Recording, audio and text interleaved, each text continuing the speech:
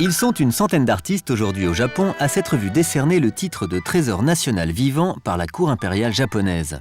Des artisans spécialisés dans des domaines aussi divers que la poterie, la laque, la calligraphie, la peinture.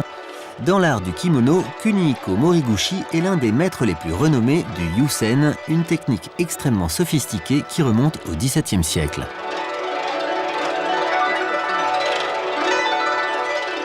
J'ai commencé ce travail il y a 40 ans. Mon père a été désigné comme trésor national vivant et toute ma vie de ces 40 ans était pour assister, pour aider mon père qui était trésor national vivant.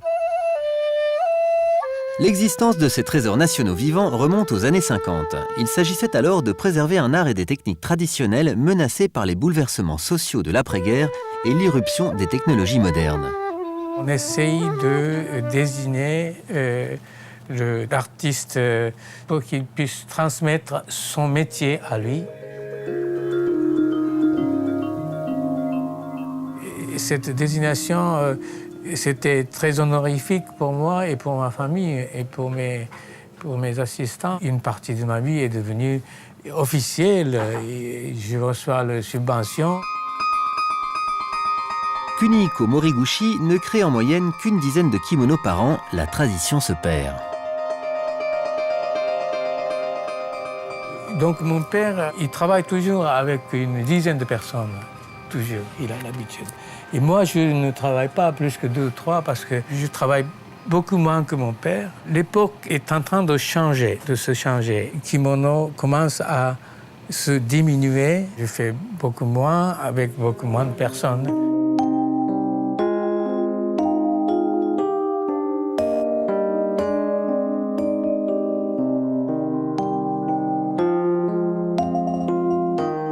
Dans la technique du Yusen, on utilise de la pâte de riz ou des grains de riz qui jouent le rôle de pochoir.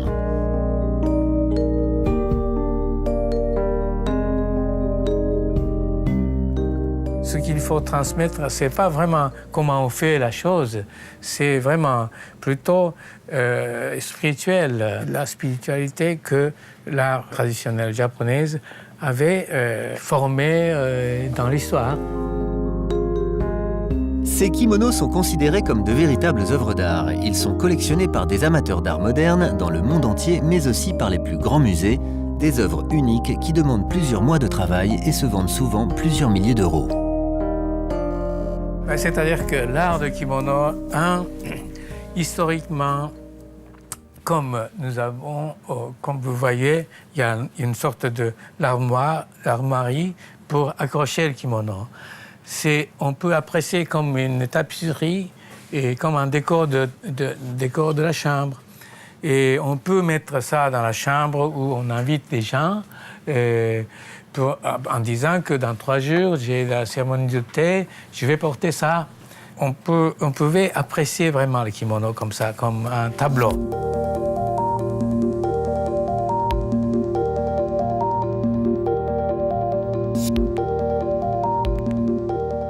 Ce sont des croquis que j'ai faits. Kimono, autour du corps, on tourne comme ça.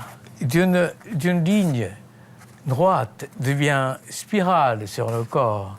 Le dessin de kimono n'est pas fait pour être 2-dimensionnel. C'est en 3 dimensions et aussi en mouvement que je songe toujours le dessin et la composition.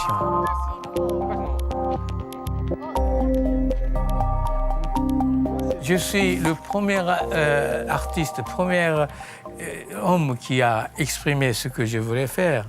Mais celle qui porte, c'est le 2e artiste, parce que si elle se trompe là où il va, quel moment où c'est, quel sac qu'elle porte, ça peut gâcher complètement cet art. Donc, celle qui porte est 2e artiste, peut-être metteur en scène, qui donne une 2e vie pour kimono. C'est incroyable. Moi, j'adore ce travail.